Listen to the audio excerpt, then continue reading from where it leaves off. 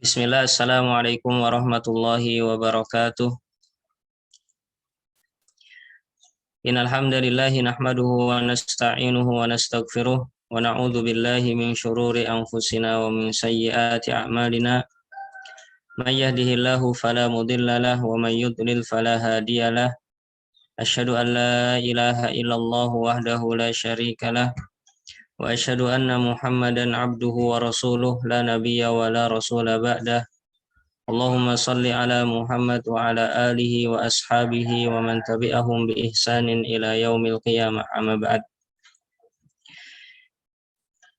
Kita bersyukur atas nikmat Allah yang terlimpahkan kepada kita semua.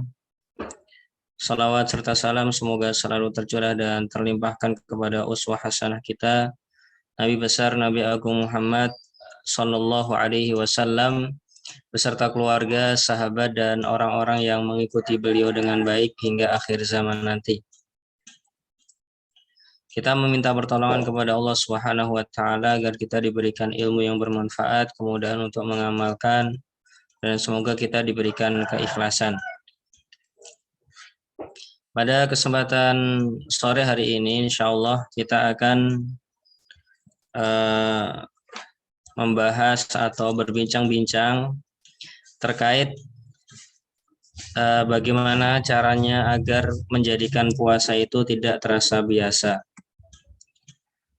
Dan mungkin isi dari kajian itu adalah intisari-intisari yang saya kembangkan dari sebuah ilmu yang pernah disampaikan oleh Syekh Sa'ad bin Nasir As-Sitri terkait tentang renungan tentang lemahnya keikhlasan kita. Di video tersebut itu banyak hal yang menggugah diri saya pribadi, sepertinya ilmu yang beliau sampaikan itu baru saya dapatkan belum lama, dan baru saat beliau sampaikan baru tahu. Maka ilmu dari beliau ini saya kembangkan untuk bulan puasa, sehingga kita ambil tema dengan agar puasa tidak terasa biasa. Pendahuluannya adalah seringkali ibadah yang kita lakukan itu terasa biasa. Seringkali ibadah yang kita lakukan terasa biasa. Coba kita perhatikan dengan sholat kita. Terkadang ibadah sholat yang kita lakukan itu terasa hambar, tidak ada rasanya apa-apa. Begitu juga saat melakukan amal ibadah yang paling besar setelah bertauhid kepada Allah Subhanahu wa Ta'ala, atau yang disebut dengan bakti, ya. Itu juga terkadang kita terasa biasa, padahal ini amal ibadah yang sangat luar biasa. Kata salah satu sahabat seingat saya, tidak ada amalan yang lebih besar setelah bertauhid kepada Allah Subhanahu wa Ta'ala selain berbakti. Makanya di surat Al-Isra ayat 23 disebutkan wa qadha rabbuka alla ta'budu illa iyyahu wa bil walidaini ihsana. Kamu telah memerintahkan kamu untuk hanya beribadah kepadanya, jangan menyembah selainnya, dan agar kalian berbuat baik kepada kedua orang tua. Seringkali amalan-amalan besar itu terasa biasa bagi diri kita. Dan ternyata itu semua karena seringkali kita sudah melakukannya, atau yang disebut dengan interaksi yang sudah sering selalu kita lakukan. Kalau dalam bahasa Arabnya disebut dengan kathratul misas tumitul ihsas. Banyaknya berinteraksi itu mematikan sensitivitas. Kalau kita sudah sering melakukan sesuatu, terkadang rasanya itu hilang, pergi. Kita dulu awal-awal belajar sholat pasti sangat teringat dengan banyak hal. Doanya teringat, bacaan ayat-ayatnya teringat. Apalagi baru menghafalkan Al-Fatihah gitu ya, pasti akan teringat dengan baik gitu. Atau habis menghafalkan doa-doa tertentu, at-tahiyat misalkan.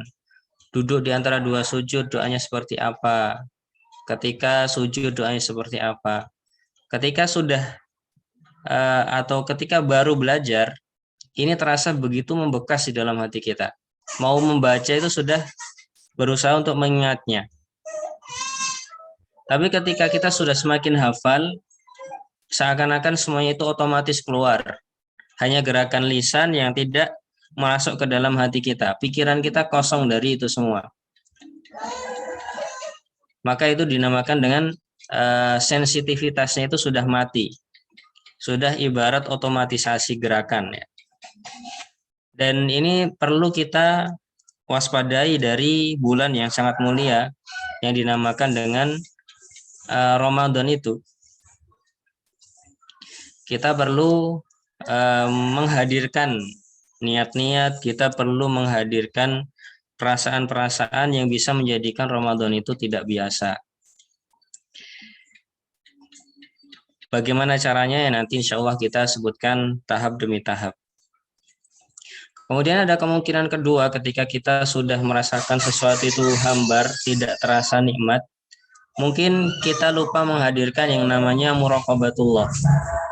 Kita lupa untuk merasa bahwa Allah Subhanahu wa taala melihat ibadah kita, atau setidaknya kita merasa bahwa Allah mengawasi kita. Sering kita ibaratkan dengan seorang yang diawasi dengan CCTV oleh atasannya.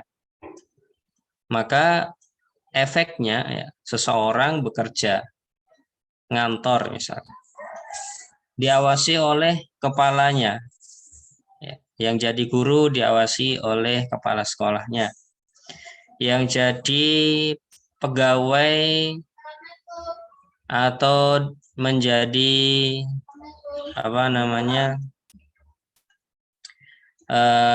karyawan ya, yang jadi karyawan maka juga diawasi oleh kepalanya, manajernya. Pasti kita saat bekerja itu akan memberikan kualitas pekerjaan yang terbaik. Ya, itu adalah efeknya. Nah, mungkin kita nggak bisa merasakan, membayangkan Allah melihat saya itu gimana atau Ustaz. Atau saya itu nggak pernah bisa membayangkan bagaimana Allah melihat saya, Ustaz. Maka rasakan seperti saat kita diawasi oleh orang yang akan membayar kita, akan menggaji kita. Yang mana efeknya adalah memperbagus kualitas pekerjaan kita. Nah, kalau kita sudah merasa muraqabatullah itu, biasanya ada kualitas amalan. Setiap detiknya, setiap menitnya, setiap jamnya kita merasa ternyata aku melakukan sesuatu itu bukan sia-sia, aku sedang diawasi, aku akan mendapatkan sesuatu dari Allah Subhanahu wa taala. Nah, dengan seperti itu akan ada rasa jiwa atau perasaan diawasi itu akan mendatangkan kebaikan bagi kualitas pekerjaan kita. Kalau kita bawa kepada puasa dengan merasa diawasi oleh Allah Subhanahu wa taala atau kita merasa Allah melihat kita, maka kualitas puasa kita pun juga akan menjadi lebih baik. Nah, agar puasa kita tidak terasa biasa, maka ada beberapa hal yang perlu kita lakukan. Di antaranya di sini yang pertama adalah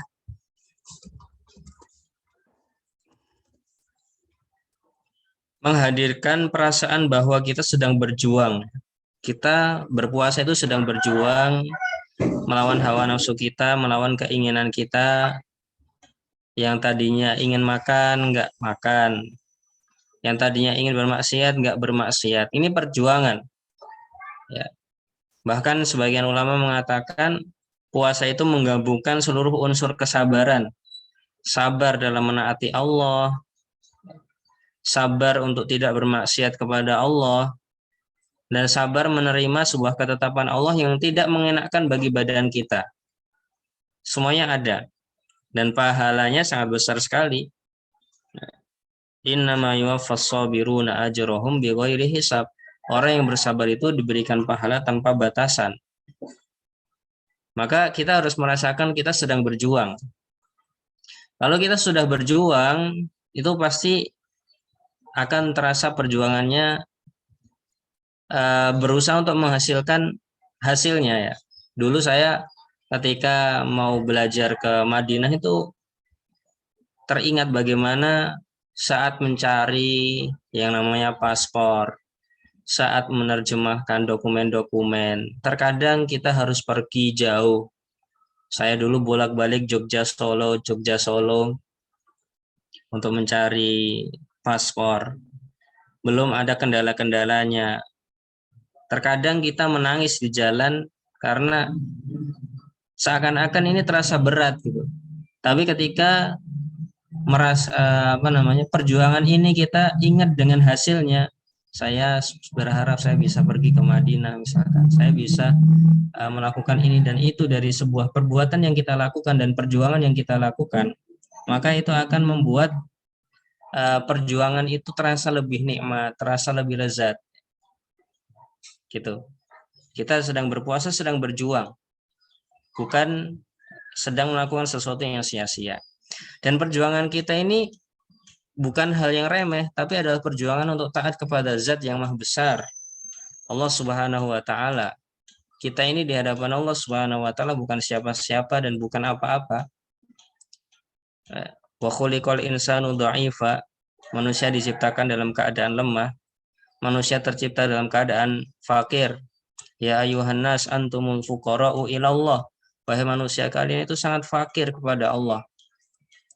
Kalau kita lihat seberapa besarnya diri kita di hadapan Allah Subhanahu wa taala, maka kita bisa melihat diri kita saat kita berada di atas pesawat. Yang bisa melihat dari atas pesawat dan pernah naik pesawat akan tahu seberapa besar diri kita. Seorang yang tidak terlihat dari atas pesawat itu. Kita dibandingkan bumi ini seberapanya, atau dibandingkan dengan gunung saja seberapanya. Padahal bumi ini adalah 1 juta kali lipatnya, atau 1 jutanya bumi akan bisa masuk ke matahari. Yang kita lihat terbit dari pagi sampai sore itu. Bisa masuk 1000 bumi ke sana. Nah, itu makhluk Allah yang cuma 2 perbandingan kita. Makanya dalam sebagian riwayat dikatakan, tidaklah langit dan bumi itu dibandingkan dengan arsy, kecuali hanya seperti kepingan uang logam dilemparkan ke padang Sahara. Sangat kecil sekali. Kita adalah orang yang sangat kecil, sedang berjuang, berusaha untuk melakukan ketaatan kepada Allah Zat yang Maha Besar. Maka ini kalau kita hadirkan seperti ini, akan membuat perjuangan kita bukan perjuangan biasa gitu. Terlebih lagi, Zat yang besar tadi telah memberikan banyak nikmat kepada kita. Kita kan telah diberikan waktu dalam setahun itu adalah 12 bulan. 12 bulan kita dibebaskan oleh Allah Sang Pencipta kita untuk makan dan minum selama 11 bulan. Bebas, nggak usah puasa. Tapi saya minta sebulan aja puasa untukku. Ayyuhalladzina amanu kutiba alaikumusiyam. Wahai orang-orang yang beriman, diwajibkan kepada kalian berpuasa. Allah memberi 11, minta 1. Memberinya 12 ya. Diberi berarti yang bebas 11, yang diminta 1. Nikmat Allah sangat besar bagi kita. Maka kita hadirkan ini, berjuang kepada Zat yang Maha Besar dan telah memberikan banyak nikmat kepada kita. Tentu ini bukan sesuatu yang biasa saja. Kemudian hadirkan dalam hati kita itu berbicara kepada Allah Subhanahu wa taala, ya Allah, dengan puasaku ini aku berjuang untuk melaksanakan perintah-Mu di dalam surat Al-Baqarah ayat 183. Saya berharap hamba bisa melaksanakannya dengan baik. Dibicarakan. Nanti doa ini kita tambah dengan ilmu-ilmu setelahnya. Baik, kita gabungkan dulu yang kedua. Yang kedua adalah ada perasaan agar puasa kita itu tidak biasa, maka kita harus ada perasaan bahwa kemungkinan Ramadan yang akan kita lalui ini adalah Ramadan terakhir bagi kita. Harus ada perasaan ini kalau ingin puasa kita berkualitas. Karena kalau kita sudah merasa seperti itu, maka itu akan menjadi sesuatu yang luar biasa, pemicu yang sangat luar biasa. Dalam sebuah hadis dikatakan, apabila kalian sholat, maka sholatlah seakan-akan kalian akan mati. Atau ini adalah kali sholat terakhir. Ya. Menjadikan sesuatu yang kita lakukan dari ketaatan kepada Allah itu adalah ibadah terakhir, itu sesuatu yang membuat jiwa kita semakin lebih baik lagi dalam beribadah kepada Allah. Dan ini bukan sesuatu yang kemungkinan kecil ya. Bisa jadi ini kemungkinan besar, ini Ramadan terakhir kita. Walaupun kita berharap kepada Allah Subhanahu wa taala umur yang panjang dalam ketaatan kepada Allah, tapi kita perlu menghadirkan perasaan ini. Dan katakan kata-kata seperti ini di setiap pagi misalkan. Ya Allah, mungkin ini adalah Ramadan terakhirku misalkan. Jadikanlah Ramadan ini penuh dengan kebaikan untukku. Baca kalimat-kalimat ini setiap pagi. Walaupun gak ada tuntunannya, tapi kita sedang mengafirmasi diri kita. Sebagaimana para sahabat dulu ketika ingin berjuang, berperang, terkadang berbicara dengan dirinya sendiri. Seperti salah satu sahabat yang akan menjadi pimpinan perang di Perang Mu'tah. Ya. Beliau mengajak berbicara dirinya sendiri. Maka kita juga bisa menggunakan metode tersebut. Ya. Dan sepertinya itu juga bagus dari sisi psikologi untuk memacu dan memicu diri kita. Ya Allah, mungkin ini adalah hari terakhir puasaku. Hamba berharap akan ada banyak ibadah di hari ini. Saya targetnya 1, 2, 3, 4, 5 hari ini ya Allah. Jam segini begini, jam segini begini, jam segini begini. Saya mohon pertolongan-Mu ya Allah, dan hamba mohon keberkahan dari-Mu. Ini sesuatu yang luar biasa ya. Ada rencana, ada target, ada doa. Itu kalau terkumpul menjadi sesuatu yang luar biasa. Ya. Ada perasaan Ramadan terakhir. Kemudian yang ketiga,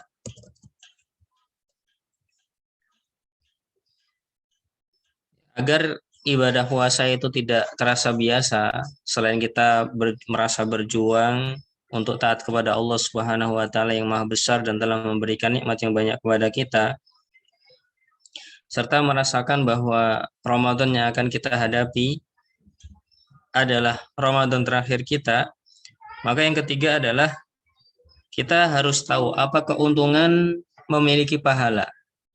Mungkin kita tidak terlalu paham dengan pahala itu fungsinya apa toh, rasanya apa, gunanya apa. Beda dengan uang dan harta kita. Di dunia ini setiap orang tahu apa fungsinya uang, apa fungsinya harta. Kalau kita mau menyebutkan dan diminta menyebutkan, kita bisa semua. Apa guna punya uang misalkan? Kita bisa mengatakan satu, bisa beli pakaian yang bagus, bisa beli makanan yang enak, bisa beli kendaraan yang nyaman, kita bisa membangun rumah yang bagus atau beli rumah yang bagus. Kita bisa bersedekah kepada orang-orang yang membutuhkan. Kita bisa membangun masjid. Kita bisa berkorban. Banyak hal, dengan harta kita bisa menyebutkan banyak hal. Ya, fungsi-fungsi harta. Tapi kalau kita disuruh menyebutkan apa fungsi pahala, maka seringkali kita akan berpikir apa ya fungsi pahala. Ya. Maka ketika kita membaca firman Allah Ta'ala, wal akhiratu khairun wa abqa, akhirat itu lebih baik dan lebih kekal, maka setidaknya pandanglah minimalnya ya, ini minimalnya pandanglah pahala itu seperti memiliki harta. Kalau kita sudah minimalnya berpemahaman seperti itu, memandang dan pola pikirnya seperti itu, maka kita akan menjadi lebih baik dalam beribadah kepada Allah Ta'ala. Ya, pikirkan apa fungsi pahala, atau minimalnya itu tadi. Dengan berpahala aku bisa nanti setelah mati misalkan bisa beli ini, bisa beli itu. Tapi ini kan pemikiran yang walaupun nggak realistis, dalam artian nanti di alam kubur belum tentu kita butuh rumah, kita butuh kendaraan ya, kita nggak tahu di sana seperti apa. Tapi minimalnya coba pola pikir kita minimalnya sama antara pahala dengan harta itu. Kita setiap siang, pagi, sore, malam mikirnya jualan, mikirnya dapat uang, mikirnya bekerja, kan begitu. Hampir semua orang seperti itu. Bahkan saya pun kadang juga berpikir seperti itu. Karena memang itu adalah tugas manusia di dunia, bekerja, mencari nafkah, mengajar, dan lain sebagainya. Berpikir dan bisa mengerti apa fungsi harta dan uang. Ya.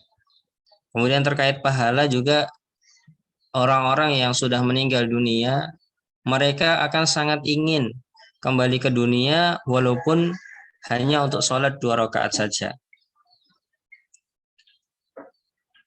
Dalam firman Allah Ta'ala, ya ayyuhalladzina amanu anfiqu mimma razaqnakum min qabli ayyatiya ahadakumul mautu fayaqula rabbi laula akhartani ila ajalin qarib fa asaddaq wa akum minas shalihin.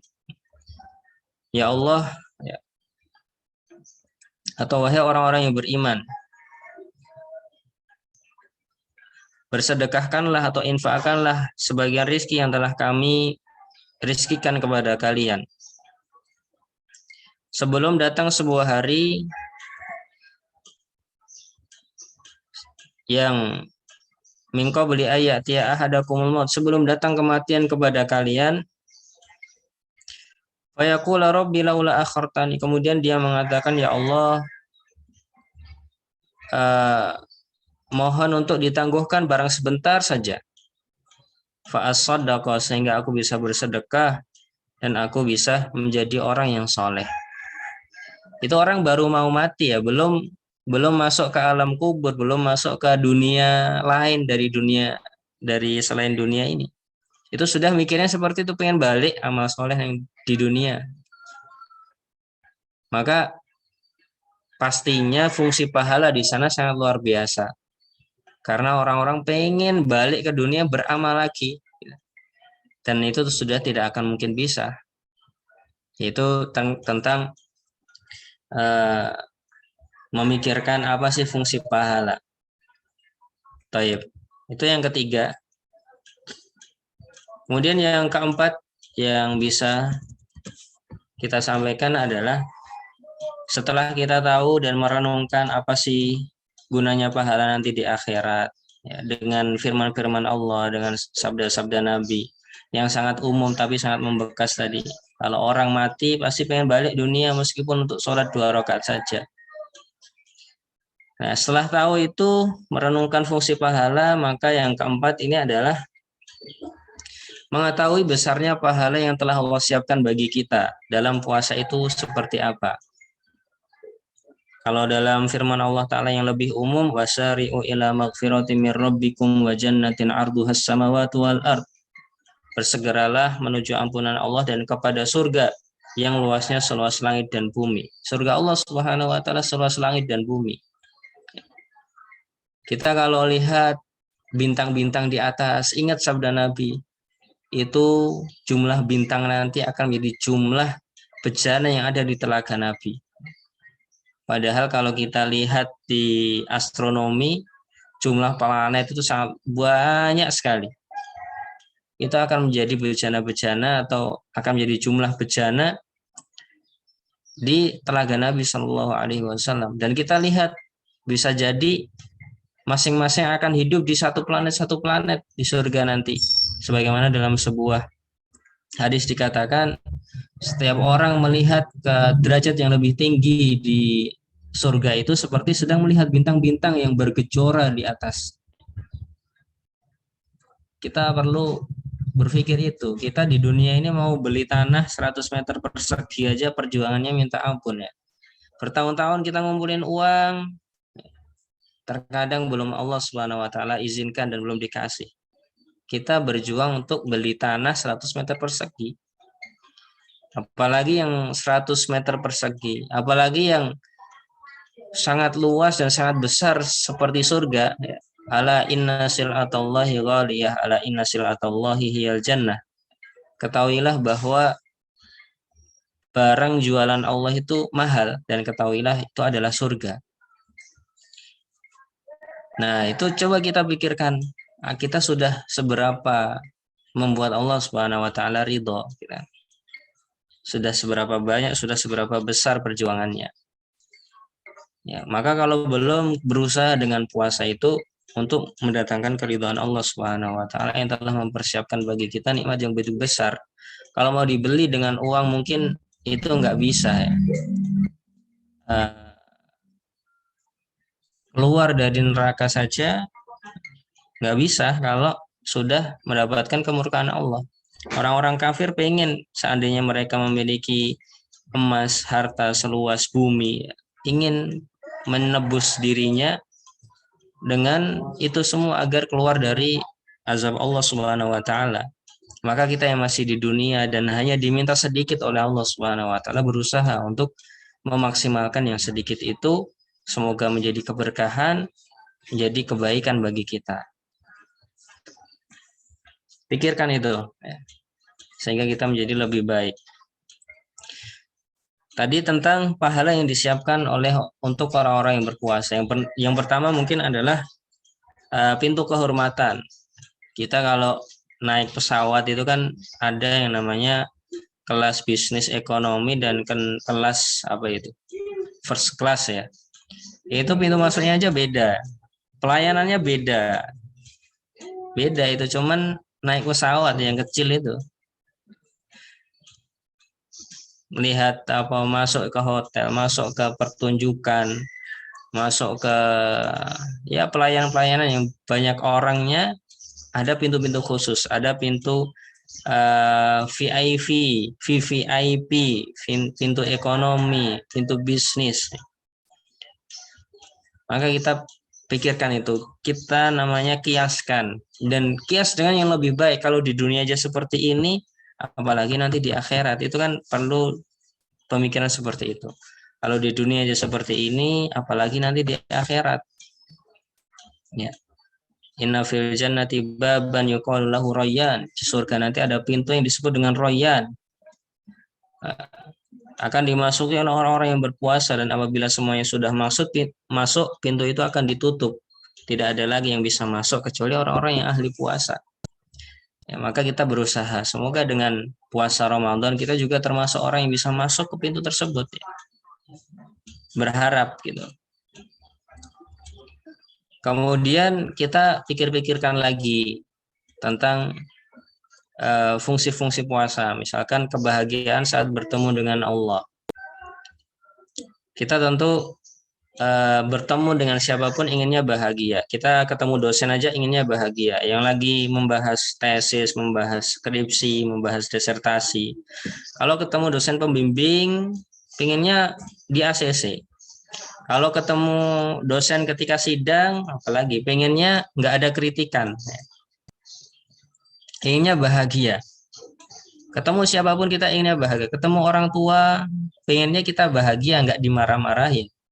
Ketemu suami pengennya disayang bukan dimarahin. Ketemu istri pengennya disayang bukan dimarahin. Banyak orang yang ketika bertemu dengan siapapun inginnya bahagia.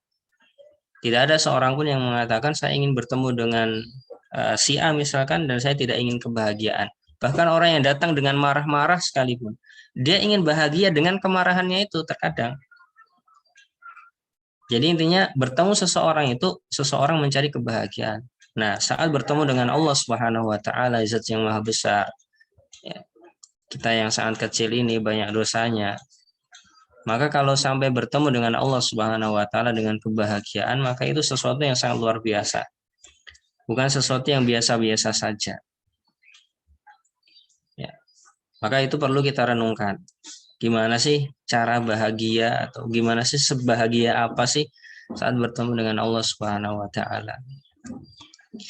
Dan terkait hadisnya maka itu sudah ma'ruf ya bagi keutamaan puasa. Lissaimi farhatan, bagi orang yang berpuasa memiliki dua kebahagiaan. Farhatun inda fitri, kebahagiaan ketika ingin berbuka. Coba kita lihat orang-orang yang akan berbuka itu. Lihat wajahnya. Lihat mimik wajahnya, lihat senyumnya. Coba tuh perhatikan, tuh orang yang mau berbuka aja. Itu sangat bahagianya luar biasa. Bahagia ngumpulin makanan pun juga bahagia. Beli makanan, wah nanti kita mau makan ini, makan ini, makan ini ya. Habis buka puasa ternyata cuman kuat sedikit. Tapi dari sisi apa namanya tindakan yang dilakukan oleh orang tersebut itu menunjukkan dia sedang bahagia, sedang merasakan bahwa ini sesuatu yang luar biasa gitu. Bahagia aku mau buka puasa ini. Yang tadinya nggak makan seharian, akhirnya aku boleh makan, boleh minum jus, boleh minum teh, boleh minum kopi, boleh minum dan boleh makan makanan yang telah disediakan. Bahagia sekali. Farhatun inda fitri. Kemudian yang kedua adalah wa farhatun inda liqa'i rabbih. Dan ada kebahagiaan ketika bertemu dengan Rabbnya. Maka saat orang-orang banyak yang bersedih ya, bertemu dengan Allah Subhanahu wa taala karena datang dengan kemaksiatannya atau dengan dosa-dosanya, maka kita berharap saat bertemu dengan Allah menjadi ahli puasa, kita bertemu dengan Allah dalam keadaan diridhoi, dalam keadaan bahagia. Kemudian berikutnya ini yang ketiga, dijauhkan dari neraka.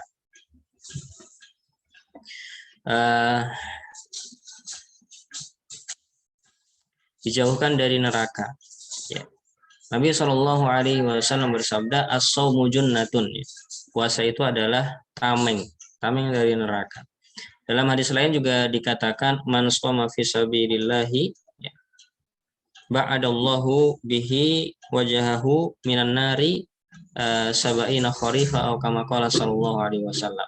Orang yang berpuasa di jalan Allah karena Allah, maka dia akan dijauhkan dari neraka yang dalam jarak yang sangat jauh sekali. Kalau di bumi ini kan kita dekat api baru terasa panas. Kalau di alam akhirat nanti kita lihat neraka jauh sekali sana, panas sudah sangat terasa dekat sekali. Bahkan mata kita pun akan bisa menjadi mata yang sangat tajam pandangannya. Kita bisa melihat dalam jarak yang sangat jauh. Kekuatan pendengaran kita, kekuatan penciuman kita ya. Terkait surga saja. Surga itu kan salah satu sifatnya ada salah satu hukuman bagi orang yang berdosa itu tidak bisa mencium bau surga, padahal baunya bisa dicium dari 40 tahun perjalanan. Itu kan jauh sekali, kita berjalan 40 tahun gitu. Itu dapat jarak berapa itu? Sudah bisa keliling bumi belum itu? Nah, itu jarak segitu bau surga bisa kecium. Itu indera kita sangat kuat sekali. Maka ketika seorang berpuasa dia dijauhkan dari neraka yang begitu panas itu. Kita pikirkan yang seperti itu. Kemudian kita pikirkan lagi seberapa sih ya cuma dijauhkan dari neraka Ustadz ya. Maka kita pikirkan kita masuk neraka satu celupan itu seberapa efeknya. Itu perlu kita renungkan. Dalam sebuah hadis Nabi Shallallahu Alaihi Wasallam dikatakan ji'a yaumal qiyamati bi an'ami ahlin nari fid dunya. Pada hari kiamat nanti akan didatangkan orang yang sangat nikmat hidupnya di dunia ini, tapi dia termasuk ahli neraka, penduduk neraka. Maka dia dimasukkan atau dicelupkan finnari gomsatan, satu celupan. Kemudian diangkat lagi. Kemudian ditanya, ya fulan hal ra'aita minal khairi qattu? Wahai fulan, apakah kamu pernah melihat satu kebahagiaan saja di dunia? Dia mengatakan tidak, wahai Rabbku. Dia mengatakan apa? Tidak, wahai Rabbku. Padahal dia orang yang paling nikmat di dunia. Mungkin dia paling nggak pernah sakit. Mau makan apa saja bisa. Mau naik kendaraan apa saja bisa, mau berpakaian pakaian apa saja bisa. Semua fasilitas ada, karena dia orang yang paling nikmat di dunia ini. Hartanya banyak. Kalau kita sebut, ini orang yang paling kaya. Tapi masuk neraka satu kali celupan sudah lupa dengan semuanya. Kita pikirkan itu. Dan kita pikirkan juga orang yang masuk surga satu kali celupan sudah bisa melupakan seluruh kesengsaraan yang pernah ada di dunia. Begitu juga dalam hadis itu tadi riwayatnya. Ya. Maka kita renungkan hal-hal tersebut dengan lebih rinci, dengan lebih detail, dengan membaca hadis-hadis Nabi atau ayat-ayat Al-Quran terkait hal tersebut. Baik. Kemudian yang berikutnya, mendapatkan pahala yang tak diketahui kecuali oleh Allah. Orang yang berpuasa itu kan pahalanya tanpa batas itu. Allah Subhanahu wa taala berfirman dalam hadis qudsi, kullu amali bani Adam lahu. Semua amalan manusia itu ya untuk dia sendiri, illas shaum, kecuali puasa. Fa innahu li wa ana ajzi bihi. Puasa itu adalah untukku dan aku yang akan membalasnya. Fa innahu li wa ana ajzi bihi. Untukku dan aku yang akan membalasnya. Maka kita pikirkan siapa yang akan membalas dan bagaimana balasannya. Maka kita perlu menghadirkan salah satu dari nama Allah yang Rahman, Zat yang Maha Pengasih. Al-Ghani, Zat yang Maha Kaya, yang nggak butuh dengan dunia. Kekayaan yang tanpa batas. Kemudian Zat yang sangat dermawan, sangat baik sekali. Coba kita pikirkan orang yang sangat baik di kehidupan kita ya. Ada enggak orang yang sangat baik sekali? Kalau sedekah banyak, kalau memberi orang lain, wah semangat sekali. Jor-joran gitu ya bahasanya. Kita pikirkan Allah lebih pemurah daripada orang itu. Kalau aku bekerja sama orang itu aja, pasti aku dapat gajinya banyak bonusnya, banyak kebaikannya. Nanti di kantor ada dia setiap ke kantor bawa sesuatu. Baik sekali tuh bos saya itu misalnya. Itu dipikirkan yang akan memberi pahala dengan uh, tanpa batas itu adalah Allah. Kalau yang lainnya kan disebutkan al-hasanatu bi asyri amsalihha. Kebaikan itu akan dibalas 10 kali lipatnya ila sab'ati mi'ati dhifin ila adhafin katsirah. Kan dilipat gandakan dari 10 sampai 700 sampai batas yang tak terhingga. Tapi kalau puasa enggak kayak gitu, keluar dari kaidah itu. Ana ajzibihi, aku yang akan membalasnya. Itu kita pikirkan, ya Allah ternyata puasaku ini adalah puasa yang akan kau balas dengan balasan yang tidak biasa. Dan kau maha pemurah ya Allah. Saya berharap puasaku ini bisa engkau terima. Katakan kalimat-kalimat seperti itu. Setiap hari bagus ya. Nanti coba kita susunkan kalimat-kalimat yang bisa kita katakan setiap hari biar bisa merefresh setiap semangat kita dalam setiap hari. Kemudian yang berikutnya, mendapatkan syafaat dari puasa. Nanti di hari kiamat puasa akan datang. Kemudian dia mengatakan, ya Rabbi, mana'tuhu 'anil ta'ami wasyarabi wasyahwati fasyafi'ni fi. Ya Allah, sesungguhnya aku dulu menghalangi dia dari makan, minum, dan syahwatnya di siang hari. Maka berikan izin kepadaku agar aku boleh memberikan syafaat kepadanya. Saat hari di mana banyak orang tenggelam dengan keringatnya, panas terik, banyak orang yang nggak memiliki teduhan. Kan padang mahsyar nanti kan padang ya, yang disebut padang mahsyar kan tanpa kita ngelihat jauh itu nggak ada yang naik turun, semuanya datar semuanya. Mau cari teduhan di mana? Teduhan cuma amal ibadah kita. Maka kemudian syafaat datang, kita mendapatkan syafaat dari puasa. Tentu sesuatu yang sangat membahagiakan. Tayyib. Ya. Ya, itu adalah 4 poin mungkin yang bisa kita ingat-ingat agar puasa itu tidak biasa. Yang pertama adalah hadirkan perasaan kita berjuang kepada Allah, Zat yang Maha Besar dan banyak nikmat kepada kita. Kemudian rasakan bahwa kemungkinan Ramadan yang akan kita lalui adalah Ramadan terakhir kita. Kemudian yang ketiga, kita harus berusaha untuk mengetahui dan menyadari seberapa berharganya yang namanya pahala. Sebagaimana kita tahu, benar-benar tahu bagaimana berharganya harta di dunia ini. Kemudian yang keempat, mempelajari apa saja pahala yang telah Allah siapkan bagi kita. Ya.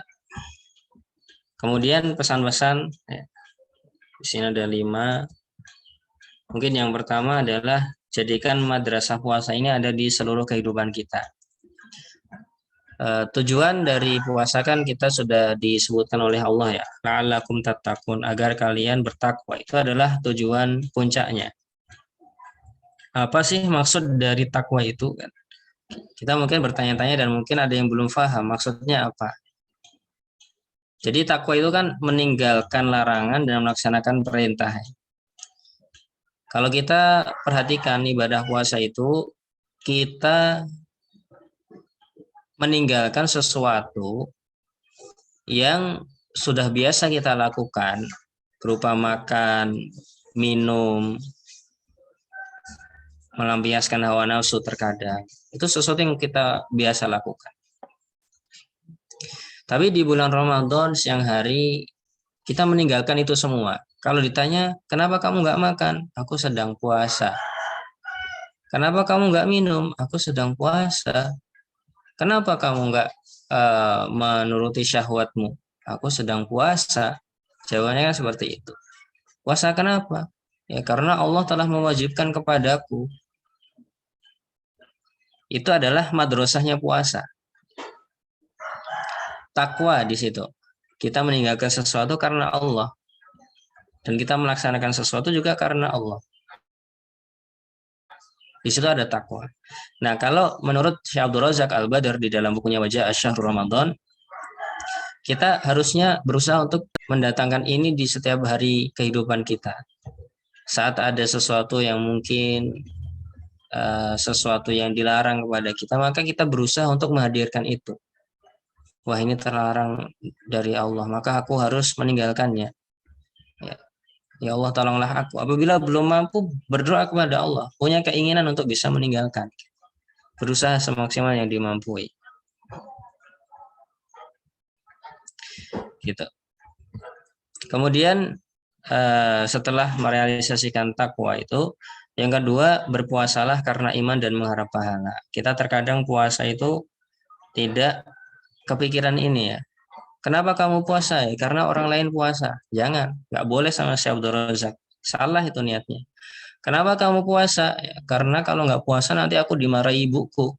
Salah Mas ya. Kenapa kamu puasa? Karena ini bulan Ramadan.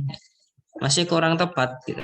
Kenapa kamu puasa? Ya, karena aku beriman kepada Allah, bahwa Allah telah mewajibkanku berpuasa, maka aku berpuasa taat kepadanya.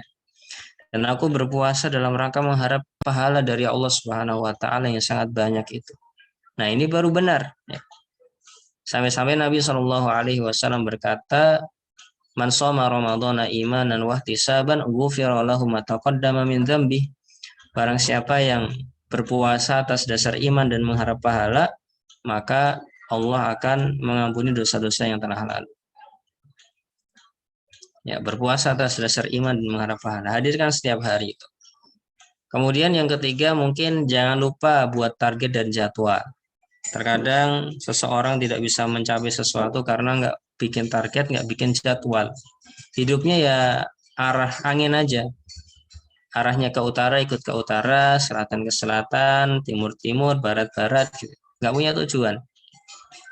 Dan ini sangat tidak boleh di perusahaan-perusahaan. Yang namanya perusahaan itu pasti punya rencana ke depan. Mau dapat untung berapa? Kemudian biar dapat untung seperti itu bagaimana caranya itu dipikirkan. Maka kalau kita menjadikan Ramadan itu sebagai proyek besar kita mendapat pahala, maka berusaha kita membuat target sekaligus membuat jadwal. Jam segini sampai jam segini mau apa? Oh, jam segini sampai jam segini aku kuliah. Kuliah ini nanti ada jam jeda segini. Baiknya aku istirahat, aku baca Al-Quran, atau aku zikir saja ya. Di manajemen, biar energinya bisa terpenuhi dengan baik gitu. Tidak memporsir sehingga nanti malah banyak tidur. Dibikin target, dibikin jadwal yang paling baik. Gitu. Kemudian yang keempat adalah jangan lupa banyak berdoa. Kita ini manusia yang lemah. Kalau mengatasi beban, menjalani kehidupan ini sendiri dengan kekuatan diri kita sendiri, itu kita nggak mampu. Maka kita perlu meminta pertolongan kepada Allah Subhanahu wa taala sebagaimana dalam surat Al-Fatihah, iyyaka na'budu wa iyyaka nasta'in. Kepadamulah ya Allah aku menyembah, dan kepadamulah ya Allah kami memohon pertolongan. Itulah konsep ibadah kita. Jangan lupakan konsep ini. Ya, banyak berdoa. Mudahkanlah ibadah puasa hamba ya Allah. Terimalah ibadah puasa hamba ya Allah. Gunakan untuk banyak berdoa. Bahkan di ayat puasa saja, ya, itu kan ada ayat puasa di 183 sampai 18 berapa itu di surat Al-Baqarah. Ini kalau diperhatikan, ya, di tengah-tengahnya itu ada sisipan ayat untuk berdoa. Wa idza sa'alaka ibadi anni fa inni qarib. Itu di tengah-tengah ayat puasa ya. 183, 184, 185 kalau nggak salah. Kemudian 186, 187 atau kalau tidak salah itu. Itu ayat-ayat puasa. Di tengahnya 185 ini ayat tentang doa. Wa idza sa'alaka ibadi anni fa inni qarib ujibu da'watad da'i idza da'an falyastajibu li wal yu'minu bi la'allahum yarshudun kalau tidak salah. Nah, maka di sini kata para ulama mengisyaratkan bahwa di bulan Ramadan kita perbanyak puasa. Bahkan kalau di dalam sebuah hadis juga di Jami'ul Ahadits As-Suyuti dikatakan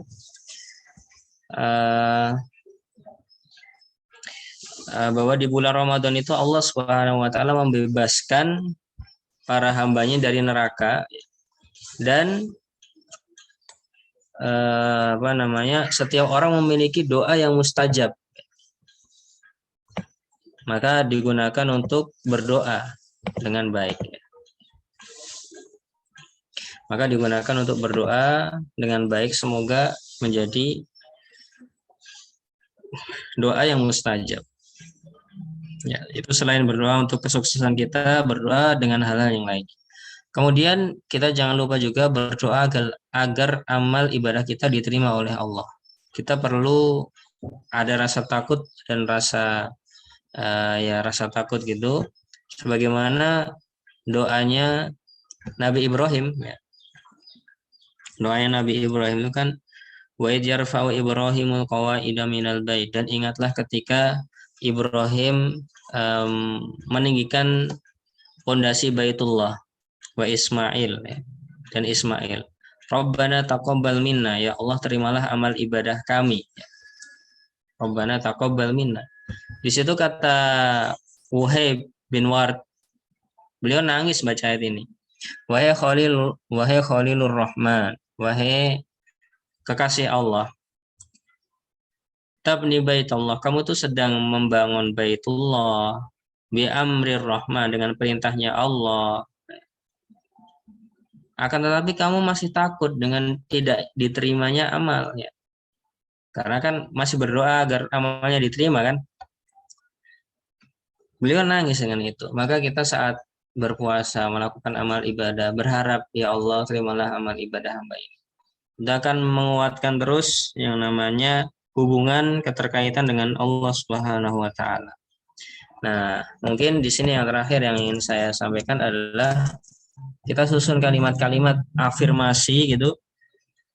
Bagusnya kalau ini bukan sebuah tuntunan, bukan sesuatu di agama, nggak ada yang ngajaran ini, tapi ini bagus untuk orang-orang biar membangkitkan semangat, ya. Untuk mengajak berbicara dan mengingatkan jiwa kita sendiri. Misalkan kita tulis, ya Allah, Engkau telah mewajibkan kepada hamba puasa Ramadan.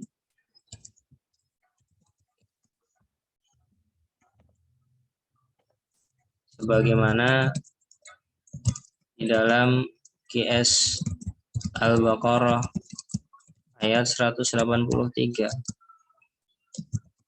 Ya Allah, hamba adalah seorang yang lemah. Kuatkan hamba dalam menjalani ibadah puasa ini. Ya Allah, jadikanlah puasa yang hamba jalani ini adalah karena dasar iman dan mengharap pahala darimu, karena nabimu berkata, barang siapa berpuasa atas dasar iman dan mengharap pahala, maka dosanya akan diampuni.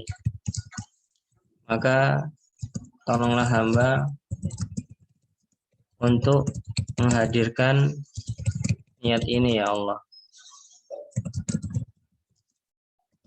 Ya Allah, jadikanlah puasa hamba dapat meraih pahalanya. Hamba berharap kebahagiaan ketika bertemu denganmu. Hamba berharap dapat memasuki surga dari pintu Rayyan. Hamba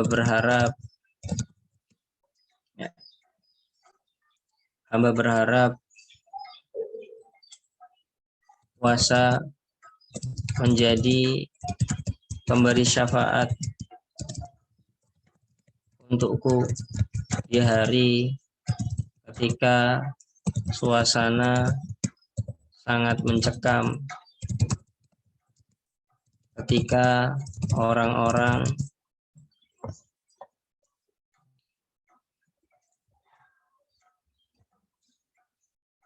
tenggelam di dalam keringatnya,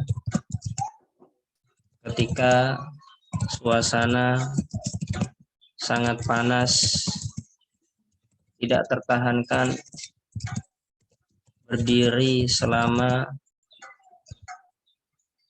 500 tahun. Karena sebagian ulama mengatakan kita berdiri di padang mahsyar itu 1 hari, dan penghakiman oleh Allah itu akan terlaksana setelah tengah hari. Maka berdiri 500 tahun. Dan 1 harinya itu kan 1000 tahun menurut perhitungan manusia. Ya Allah, banyak-banyak berdoa gitu. Ya Allah, terimalah ibadah puasa yang hamba lakukan. Jadikan puasa ini ikhlas karenamu. Ya Allah, hari ini di hari ke berapa misalkan. Ini 1, 2, 3 sampai 30 kalau bisa diucapkan itu sangat bagus untuk menggugah gairah kita, semangat kita untuk beribadah kepada Allah.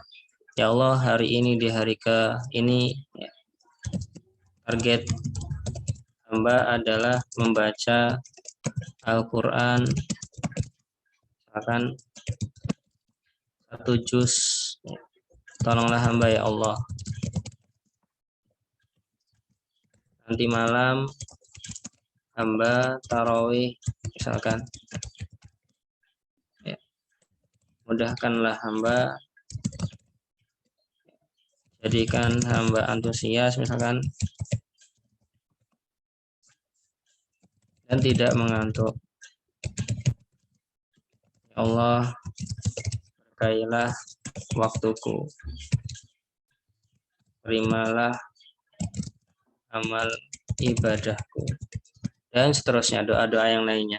Ini kalau bisa dibaca, dihayati, direnungkan, diresapi, ini akan memberikan efek yang luar biasa. Kalau dalam ilmu psikologi namanya seperti afirmasi ya. Kita merenungi dan menghayati sesuatu yang kita lakukan, perjuangan yang sedang kita lakukan. Ini sangat luar biasa. Allah Ta'ala alam bisawab. Mungkin itu yang bisa saya sampaikan di kesempatan sore hari ini. Ini sudah hampir 1 jam ya saya berbicara ini. Semoga apa yang kita bicarakan itu bermanfaat. Apabila ada salah kata, salah ucap, saya mohon maaf. Semoga Allah Subhanahu wa taala menjadikan ini sebagai amal ibadah bagi kita semua. Semoga Allah Subhanahu wa taala menjadikan kita sebagai penuntut ilmu sampai nanti kita menghadapnya. Allah taala alam bisawab. Untuk materi saya cukupkan sampai di sini. Di sini ada beberapa pertanyaan ya. Yang saya bisa jawab akan saya jawab, yang tidak bisa mohon maaf ya, apabila belum bisa dijawab. Bismillah, izin bertanya Ustadz, manakah yang lebih afdal bagi kaum wanita sholat tarawih di rumah atau di musola terdekat, sedangkan untuk ke masjid lumayan jauh, jazakallah khair. Masalah afdaliyah dilihat dari sisi mana dulu ya. Kalau dilihat dari sisi sabda Nabi yang umum, afdalus sholatil mar'ati fi baitiha. Sebaik-baik sholat seorang wanita ya di rumahnya. Tapi kalau dilihat dari sisi keutamaan barang siapa yang sholat malam bersama imam sampai imamnya salam, maka dia dianggap sholat semalam suntuk. Maka dilihat mana yang lebih baik baginya. Dia berijtihad, berusaha, meminta pertolongan kepada Allah. Ya Allah, berikanlah hamba kemudahan dan pilihkanlah hamba yang lebih afdal karenamu. Setiap apa yang sedang kita rasakan itu berdoa kepada Allah.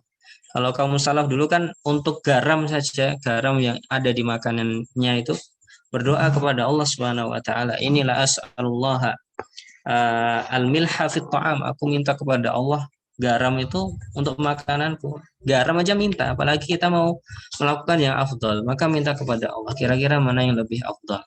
Itu kalau dari sisi afdaliyah tadi, di rumah punya afdaliyah, di masjid punya afdaliyah. Dan ketika seseorang meninggalkan sesuatu karena Allah dan memilih yang menurutnya lebih afdal, maka ada pahala lain, yaitu man taraka syai'an lillahi awadahullahu khairan minhu. Barang siapa yang meninggalkan sesuatu karena Allah, maka Allah akan gantikan untuknya yang lebih baik baginya. Maka dari sisi ini saya kembalikan kepada penanya. Tapi kalau dari misalkan istri saya gitu, kalau punya anak ya udah di rumah sama anaknya gitu. Kalau wanita yang masih belum punya siapa-siapa ya mungkin bisa ke masjid ya. Kalau rumahnya jauh, ya ini nggak disebut ya jauhnya ini seberapa. Yang dikatakan lumayan itu berapa meter. Kita nggak tahu, nggak bisa menghukumi sesuatu yang sifatnya umum seperti ini. Ya. Wallahu taala alam bisawab. Mungkin itu yang bisa dijawab terkait pertanyaan ini karena masih sangat luas, pertanyaan nggak spesifik ya. Kemudian pertanyaan berikutnya, Bismillah, sebelumnya terima kasih atas ilmunya Ustaz, semoga Allah membalas kebaikan Ustaz, amin. Izin bertanya Ustaz, saat ini kami para anggota Rohis kampus menggalang dana untuk takjil berbuka puasa yang digunakan untuk dibagikan kepada masyarakat sekitar dan panti asuhan ketika Ramadan esok. Apakah yang menggalang dana saat ini sebelum Ramadan tetap mendapat pahala bersedekah di bulan suci Ramadan atau pahala bersedekah seperti biasa karena galang dananya waktu sebelum Ramadan? Mohon penjelasannya Ustaz. Jazakallah khairan. Wallahu alam ya. Kalau kita sedang membahas yang namanya pahala itu kan bukan ranah manusia. Dalam kaidah yang disebutkan oleh para ulama itu kam min amalin kabirin yusaghiruhu niyah wa kam min amalin saghirin yukabbiruhu niyah. Alangkah banyaknya amal-amal yang pahalanya itu besar bisa jadi kecil gara-gara niat seseorang.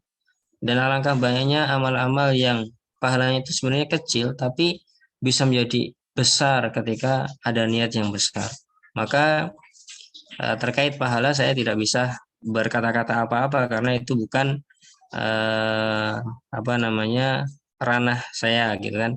Tapi kalau dari sisi niat maka kita bisa meniatkan itu. Niatkan hal yang banyak gitu. Niatkan hal yang banyak di dalam amal-amal ibadah kita. Allah Subhanahu wa taala Maha Pemurah terkait pahalanya. Wallahu taala alam bisawab. Dan terus semangat untuk melakukan amal kebaikan ya. Melakukan namanya prioritas amalan. Mana sih sebenarnya yang paling prioritas untukku itu sebenarnya mengapain? Berbuat apa? Maka itu selalu dipikirkan untuk jadi amalan prioritas. Mana yang lebih prioritas? Kemudian ada pertanyaan berikutnya. Bismillah, assalamualaikum. Bagaimana hukum kita nggak menghadiri sholat tarawih di masjid karena masjid di kampung, anak qadarullah bacaan imamnya masih kurang baik. Bolehkah anak tarawih di rumah? Ya, boleh-boleh saja. Ya, mau di masjid imamnya baik bacaannya pun, kalau ditanya bolehkah tarawih di rumah, jawabannya boleh. Ya, karena yang namanya sholat tarawih itu kan sholat malam di bulan Ramadan. Hanya saja kalau sholat di rumah sendiri, itu nanti ya punya keutamaan wanita sholat di rumah. Tapi kalau sholat di masjid kan nanti ada pahala sholat semalam suntuk itu. Itu bedanya. Tapi kalau pertanyaannya boleh atau tidak, jawabannya tentu boleh. Baik, kemudian berikutnya, Bismillah, jazakallahu khairan wa barakallahu fikum Ustaz, wa jazakallahu khairan wa barakallahu fikum. Bagaimana caranya tetap memanfaatkan waktu di bulan Ramadan, sedangkan di sisi lain juga harus belajar untuk persiapan ujian kelulusan, ya. Maka diniatkan di ujian kelulusan itu banyak niat kebaikan, ya. Itu kan sekarang berarti prioritas nih, lulus ini adalah prioritas. Maka jadikannya sebagai amal ibadah, ya. Jadikan semoga dengan kelulusan itu bisa membahagiakan orang tua, ya, misalkan.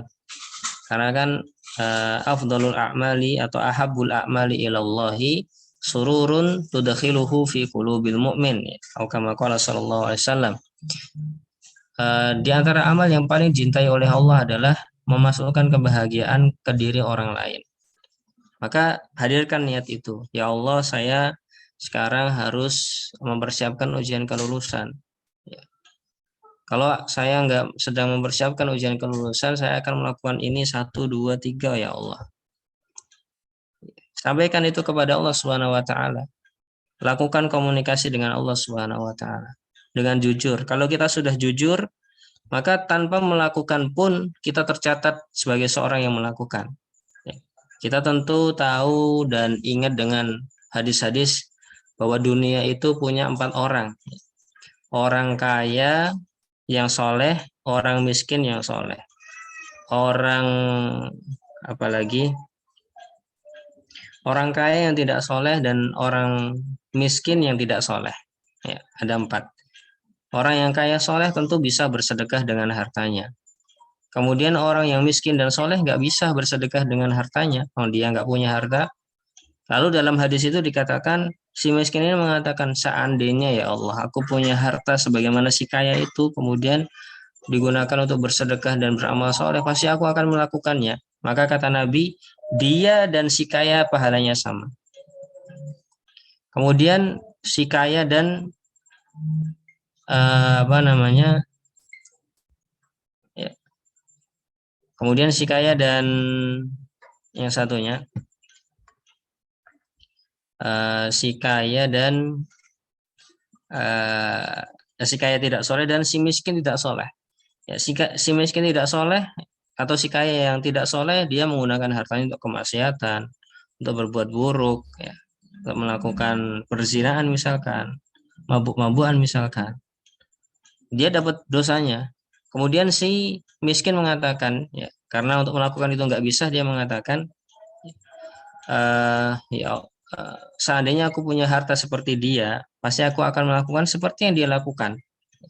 Maka kata Nabi Shallallahu Alaihi Wasallam, dia si miskin yang tidak punya uang dengan si kaya yang tidak soleh tadi itu, ya, dosanya sama. Maka kita berusaha untuk menghadirkan niat-niat yang banyak ketika melakukan sesuatu itu. Ya. Begitu juga dalam sabda Nabi Shallallahu Alaihi Wasallam yang lainnya, idza safara al-abdu idza maridal abdu aw safara, apabila seseorang itu sakit atau sedang bersafar, kataballahu lahu misla ma kana ya'malu muqiman sahihan. Apabila seseorang melakukan sebuah atau apabila seseorang sakit atau sedang bepergian, kemudian dia tidak melakukan amalan yang tidak biasa yang sudah biasa dia lakukan, maka dia akan dituliskan pahala sebagaimana amalan yang biasa dia lakukan saat tidak sakit dan saat tidak safar. Jadi masalah pahala itu sangat luas sekali. Allah memberikan kemudahan bagi kita. Maka perbanyak niat-niat. Kalau tidak bisa amalan besar, maka berzikir, ya. Atau juga saya sarankan menggunakan jadwal-jadwal yang baik ya, jam 8 sampai jam 10 apa, jam 10 sampai jam 12 apa, jam 12 sampai jam 2 apa, begitu seterusnya sehingga teratur. Karena kalau nggak dijadwal terkadang waktu yang banyak itu terbuang sia-sia. Baik. Wallahu a'lam. Ya.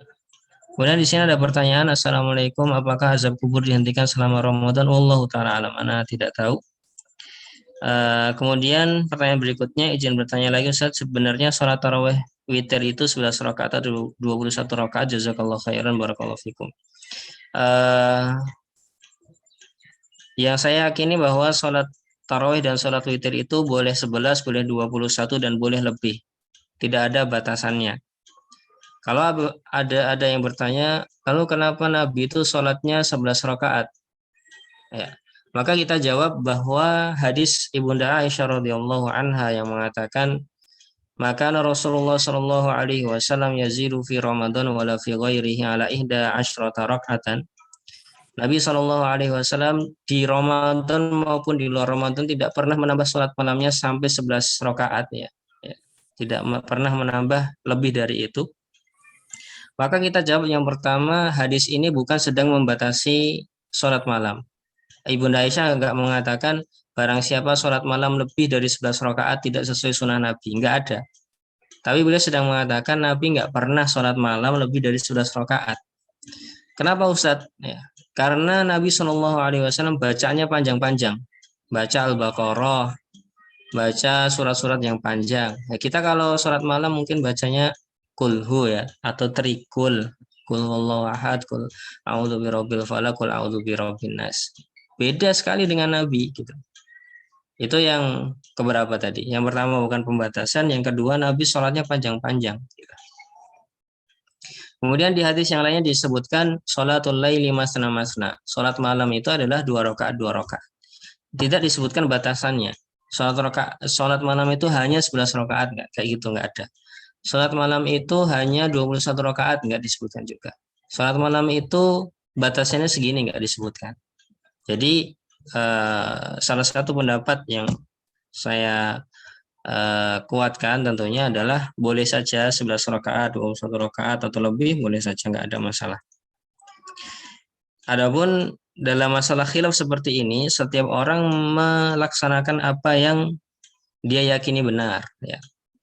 Karena bisa jadi bertanya kepada saya boleh lebih, boleh kurang, bertanya sama ustadz lain harus 11 misalkan. Bertanya sama ustadz lain harus 21 misalkan. Maka lihat bagaimana keyakinan kita dengan penjelasannya. Mana yang lebih menurut kita benar, maka itu yang kita ikuti. Wallahu taala alam bishawab. Baik, di sini sudah selesai pertanyaannya. Semoga diberikan keberkahan. Barakallahu fikum, jazakumullah khairan. Semoga kajian kita pada kesempatan sore hari ini diberikan keberkahan, dan mungkin perlu diumumkan apakah besok sore itu masih ada tanya jawab atau tidak, karena kan rencananya besok sore tanya jawabnya, tapi sekarang sudah tanya jawab. Nah, itu dari panitia bagaimana, apakah akan ada tanya jawab lagi ataukah sudah cukup yang saat ini? Mohon jawabannya.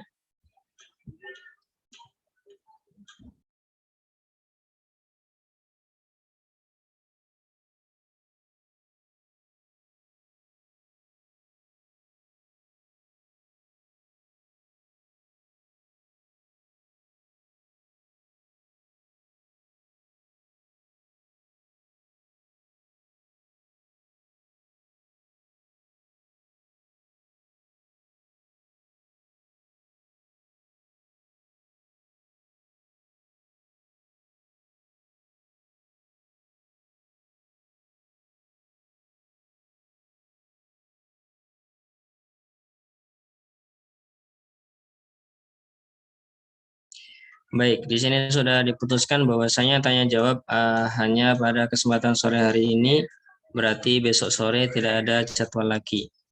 Barakallahu fikum, jazakumullah khairan. Semoga bermanfaat. Mohon maaf atas segala kekurangan. Kita tutup dulu. Subhanakallahumma wa bihamdika asyhadu an la ilaha illa anta astaghfiruka wa atubu ilaih. Assalamualaikum warahmatullahi wabarakatuh.